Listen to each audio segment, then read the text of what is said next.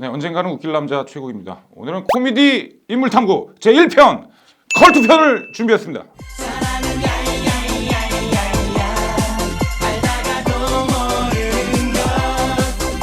컬투 같은 경우는 처음에는 컬투 삼총사로 시작을 했죠. 정찬우, 정성환, 김태균. 1994년 MBC 5기 공채 개그맨으로 데뷔를 했습니다.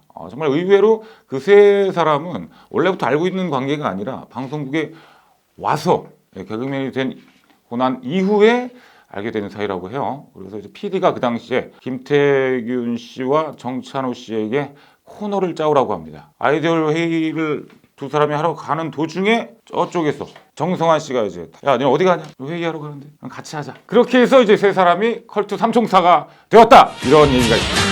아무리 쳐다봐도 똑같아. 어쩔 땐 내가 엘비스 같아.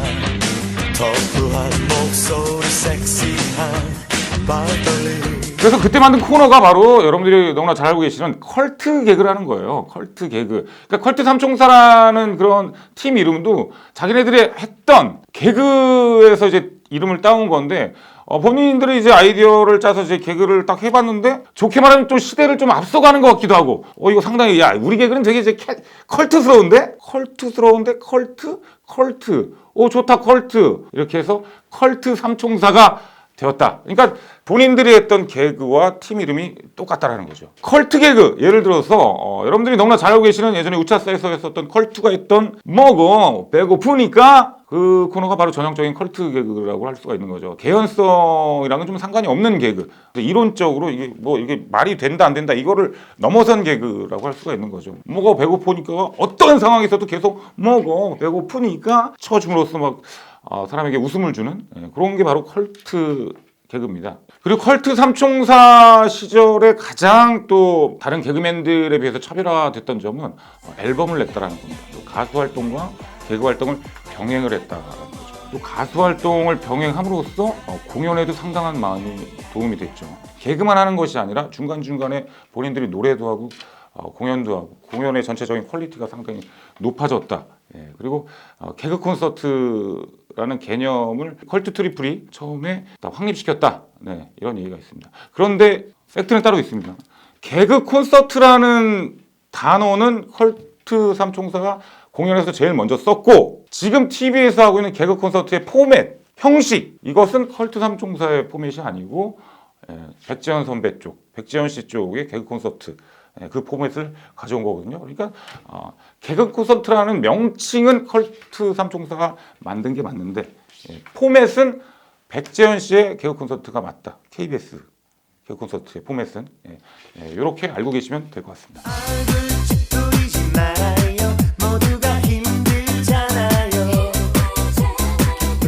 2002년 고별 공연을 끝으로 컬트 삼총사에서 이제 컬투로 됩니다. 정성환 씨가 이제 빠지게 되고요. 여러분들 뭐 예전에 그 무릎팍도사에서 그 세 분이 나와서 이렇게 뭐 얘기를 했지 않습니까? 뭐 돈 때문이었다. 뭐 이렇게 좀 장난식으로 개그적으로 뭐 얘기를 했는데 정찬우 씨는 아니 진짜로 돈 때문이었다라고 얘기를 했는데 모르겠습니다. 저 같은 경우도 뭐 여러 가지 좀 풍문을 들었어요. 그 나무 위키 백과를 참조를 하면 이제 김구라 씨 같은 경우는 이제 뭐 여자 때문이었다 뭐 이렇게 또 얘기를 해가지고 그래서 컬투 삼총사가 김구라 씨를 별로 안 좋아한다 뭐 이런 소문이 있는데요. 그거는 뭐 제가 뭐 눈으로 확인을 하지 못해서 알 수 없는 것이고 일단은 제가 봤을 땐 그렇습니다. 저도 많은 사람들과 결별을 해봐서 아는데 보통 이제 성격적인 문제가 가장 클 것 같아요.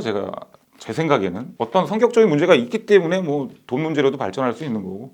뭐 그런 거 아니겠습니까? 근데 뭐 세 분이 진짜로 정말 성격 차이 때문에 해체됐다 뭐 이런 거는 확실치가 않고요. 성격 차이로 결별을 했건 어떤 문제로 결별을 했건 가장 중요한 건 세 분이 지금은 모든 걸 다 풀고 관계가 상당히 좋아졌다 이렇게 알고 있습니다. 정성환 씨 같은 경우는 이제 컬트 삼총사에서 빠져나가서 뮤지컬 사업을 하게 되죠. 저 같은 경우도 이제 그 캐스팅이 한번 될 뻔했어요. 정성환 씨에게. 근데 어떤 뭐 이유 때문에 못하게 됐는데 여러분들이 모르실 만한 거 하나 말씀을 드릴게요. 정성환 씨가 키운 개그맨이 누구게요? 대표적인 개그맨이 누군지 아십니까? 바로 강유미 씨입니다. 강유미 그리고 허태희라고 있어요. 허태희 개그맨이었는데 지금 배우로 전향한 허태희 씨 그리고 명운이 들어가야 정명호 씨 요 새 친구를 정성환 씨가 코너를 짜줍니다. 짠짠 극장에서.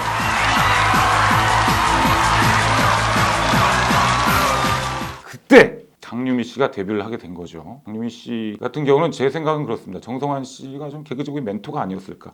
네, 그렇게 해서 정성환 씨 같은 경우는 이제 뮤지컬 사업도 하면서 후배들 양성에도 많이 힘을 썼어요. 지금은 어떤 기업형 행사의 대부라고 알고 있습니다. 선배님 화이팅! 네, 이렇게 해서 컬투 삼총사의 시대가 끝나고 정찬우, 김태균은 컬투라는 이름으로 드디어 우리가 알고 있는 컬투로 거듭나게 되는 거죠. 사랑한다 사랑해 가슴 벅찬 길을 그까지만 해도 계속 공연 위주로 활동을 하고 있었습니다.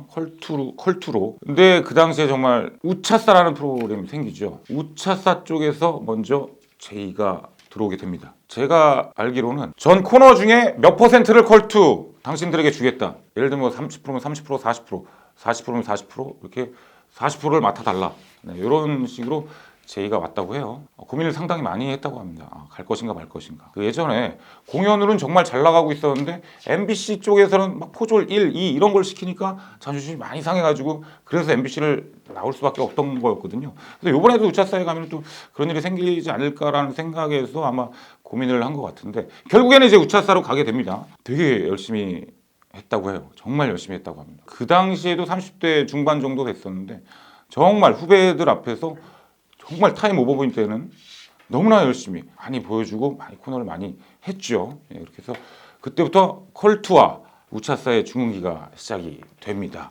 일단은 배고프니까 아까 말씀드렸던 그런 코너 그리고 일본어 개그, 비둘기 합창단 그리고 리마리오를 데뷔시키고 이렇게 해서 세력을 점점 넓혀가게 되죠. 본격적인 컬투 패밀리가 그때부터 이제 시작이 되는 거죠. 컬투 두 분의 가장 최고의 목표는 개그맨들이 잘 사는 세상. 개그맨들이 정말 자기가 하고 싶은 개그를 마음껏 하면서 살 수 있는 세상. 네, 그거를 꿈꿨습니다. 자, 이렇게 해서 우차사를 대박을 낸 뒤 또 하나의 장르에 초대박을 내게 되죠. 바로 두식 탈출 컬투쇼. 이런 방송 어디서 컬투쇼 라디오 최초로 매일매일 공개 방청이 가능한 라디오. 두 분께서는 공연의 신이기 때문에 어떤 라디오의 그 공연을 접목시킨 거죠. 앞에 관객들이 앉아있을 때 훨씬 더 현장감이 살고 훨씬 더 재미를 느끼게 할 수 있다는 그런 시스템을 알고 계셨던 겁니다. 그것을 라디오에 도입을 시킨 거죠. 또 하나의 문화를 만들었다라는 도시 탈출 컬투쇼. 그부터 이제 각종 예능 프로그램에 또 진출을 하게 됩니다. 안녕하세요. 얼마 전에 이제 종영이 됐죠. 정말 오래 했죠. 근데 안녕하세요도 보면은 도시 탈출 컬투쇼의 그 포맷에 아주 충실해서 두 분의 장점을 가장 잘 살려서 만든 그런 프로그램이라고 할 수가 있겠죠. 사연을 읽으면서 고민을 상담하는. 한 가지 좀 아쉬운 건 컬투 두 분의 역량에 비해서 대표적인 예능 프로그램이 좀 개수가 좀 적지 않나. 그러니까 영재발굴단 안녕하세요 요 정도거든요. 제가 봤을 때는 컬투 두 분의 명성에는 좀 덜하지 않나. 이게 좀 아쉬움이 있습니다. 예능적으로 봤을 때. 제 생각에는 일부러 제 생각에는 어떤 그 역량이 제 생각에는 이게 실력이 없었더라. 제 생각에 실력이 없는 게 아니라 좀 자기만의 고집이 좀 있지 않나. 정말 자기가 하고 싶은 거, 자기가 맞는 거 이런 것을 고집하는 그런 성격에서 나온 결과가 아닌가 이런 생각을 해봅니다. 참고로 두시 탈출 컬투쇼는 2014년 SBS 연예대상에서 토크쇼, 쇼 부문 최우수상을 수상을 했죠. 라디오가 TV가 아니라 라디오가 토크쇼 부문의 최우수상을 차지했다는 것은 정말 이례적인 일이 아닐 수 없다. 정말 대단한 일이다 라는 말씀 드리고 싶습니다. 자, 요즘에는 여러분들도 알고 있다시피 그 정찬우 씨 같은 경우는 모든 활동을 중단한 채 건강상의 이유로 지금 휴식을 취하고 있는데요. 빨리 건강을 회복하셔서 복귀를 하셨으면 하는 그런 바람입니다. 컬투쇼 같은 경우도 김태균 씨와 그리고 객원 DJ 체제로 계속 돌아가고 있죠. 정찬우 씨가 있어야 됩니다. 자, 근데 제가 컬투 패밀리에 있어 본 결과 이런 게 있어요. 컬투 패밀리 안에서는 정찬우 파와 김태균 파가 알게 모르게 이렇게 살짝 있어요. 겉으로는 내색을 안 하지만 은근히 그게 있습니다. 저는 누구 쪽이었을까요? 선배들께서 정말 개그맨 후배들을 인간적으로 너무 잘 대해주셨기 때문에 그렇게 해서 이게 생겨난 어떻게 보면 좋은 현상일 수가 있어요. 그렇다고 정찬우 추정 세력이라고 해서 김태균 씨를 싫어하는 게 아닙니다. 두 분 다 정말 좋아하는데 그 중에서도 난 이형 쪽이야. 이런 게 있었다라는 거죠. 그만큼 후배들에게 너무 잘해주셨으니까 그런 상황이 생긴 것 같고 보통 선배들이 이렇게 전화 와서 저 멀리 있는데 이제 전화 와가지고 오라 그러면은 어떻게든 좀 핑계를 대서 다음에 보려고 하지 않습니까? 근데 이제 김태규 씨나 정찬호 씨 같은 경우는 이게 후배들에게 이제 오라고 할 때 후배들은 무조건 가요. 그 억지로 가는 게 아니라 정말 본인이 너무나 기쁜 마음에 갑니다. 그렇게 되려면 엄청나게 이제 선배로서의 덕을 많이 쌓아야 되는 거거든요. 제 기억에는 후배들을 위한 선배. 네, 이게 가장 강하게 남아있는 것 같아요. 어떤 예를 들자면 개그야를 할 때입니다. 어떤 후배가 코너를 하나 짰는데 PD한테 까였어요. 근데 이 후배는 이 코너를 너무 하고 싶은 거야. 녹화를 너무 하고 싶은 거야. 그래서 정찬우 씨한테 얘기를 합니다. 이거 너무 하고 싶습니다. 정찬우 씨가 봤을 때 이 코너는 재미가 없어요. 근데 어떻게든 PD한테 얘기를 해서 녹화를 하게 해줘요. 녹화를 하게 해줘서 이 코너가 어떤지 본인이 직접 느끼게. 보통 선배 같은 경우는 자기가 봤을 때 재미없으면 야 이거 재미없어 하지 마 이럴 텐데 그래 알았어 내가 얘기해 줄게. 어떤 얘기해서 녹화를 하게 해줄게. 네가 직접 느껴봐. 나의 개그가 어떤 건지를 본인이 직접 스스로 느끼게끔 해주는 어떤 그런 게 진짜 진정한 선배 마인드 아닐까요? 개그면 개그, 예능이면 예능, 라디오면 라디오 모든 방면에서 왕성하게 활동 중이신 우리 컬트 그리고 주옥 같은 코미디를 보여줬던 컬트 삼총사 앞으로도 저희 대한민국 국민들께 정말 재미있는 웃음, 즐거운 웃음 영원히 보여주시기 바랍니다. 현 시대에 함께할 수 있어서 영광입니다. 지금까지 코미디 인물 탐구 컬투 편이었습니다. 네, 여러분들이 혹시라도 이분도 탐구해 주세요라는 분 계시면 네, 댓글을 남겨주시기 바랍니다. 예, 또 감사합니다. 나도 사랑에 빠져버린 넌 또 나도 사랑에 빠져버린 최국TV 최국TV 구독해 주실 거죠? 하나 둘 셋 오케이